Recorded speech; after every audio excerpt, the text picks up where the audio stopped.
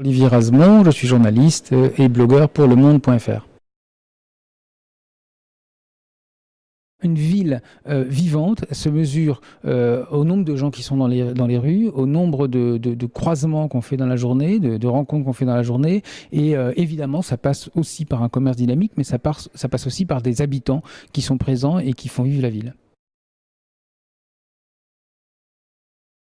On s'est aperçu qu'il y a évidemment cette dévitalisation commerciale qui est très inquiétante, mais on s'aperçoit aussi que beaucoup d'habitants quittent la ville. Aujourd'hui, il y a de plus en plus de logements vides dans les villes. Et puis les équipements s'en vont, comme le siège de communauté d'agglomération, l'URSSAF, l'hôpital, la Banque de France, etc., quittent la ville et vont en dehors. Donc on a toute une série, les transports publics également sont peu utilisés, alors qu'ils pourraient être beaucoup plus, et ça pourrait être beaucoup plus efficace pour la ville. Et aujourd'hui, ils sont sous-utilisés en fait. Donc on a toute une série de facteurs qui en fait amènent à observer qu'on a étalé la ville toujours plus loin et on est en train de payer aujourd'hui les conséquences de cet étalement.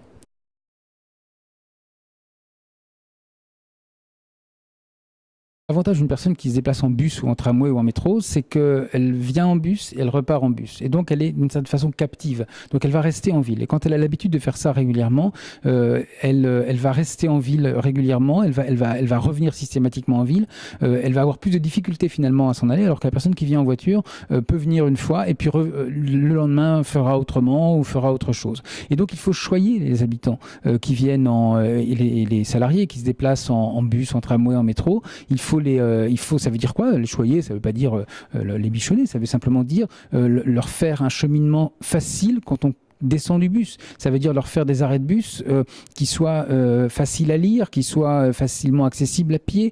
Ça veut dire faire des bus qui respectent les horaires. Ça veut dire des gares de bus, des gares routières dans lesquelles on peut trouver facilement l'ensemble des horaires. C'est des choses comme ça qui sont des détails, mais qui sont très importantes de façon à ce que on puisse venir en ville également en transport public.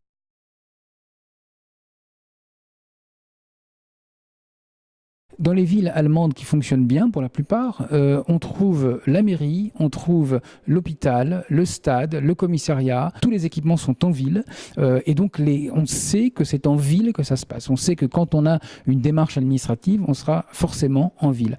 Et donc on a cette centralisation un peu qui est très importante, mais pour une raison assez simple. C'est pas qu'on veut interdire de faire des équipements ailleurs. Ça veut dire que le centre est l'endroit le plus accessible de la ville et notamment d'ailleurs en transport public. Il y en a une très forte qui est que les villes touristiques s'en sortent mieux. Et incontestablement, les villes de la Côte d'Azur, les villes de la Côte varoise, un certain nombre de villes également comme Aix-en-Provence dans l'arrière-pays vont mieux tout simplement parce qu'il y a des flux plus importants, des flux saisonniers. Une autre particularité de la région, c'est qu'il y a moins de communes que dans d'autres régions de France. Il y a beaucoup de communes aussi, mais beaucoup moins. Ce qui fait qu'on a quand même une concentration un petit peu plus forte. Et puis l'autre particularité, sans doute, c'est les centres-bourgs qui sont à la fois très anciens et très fermés, avec des anciennes murailles. Donc là, on a beaucoup d'exemples comme ça, Carpentras, Manosque, Grasse, etc. Et là, effectivement, on a parfois un peu de mal à sortir de ce centre-bourg et on a tendance à oublier justement qu'autour, il y a aussi des quartiers.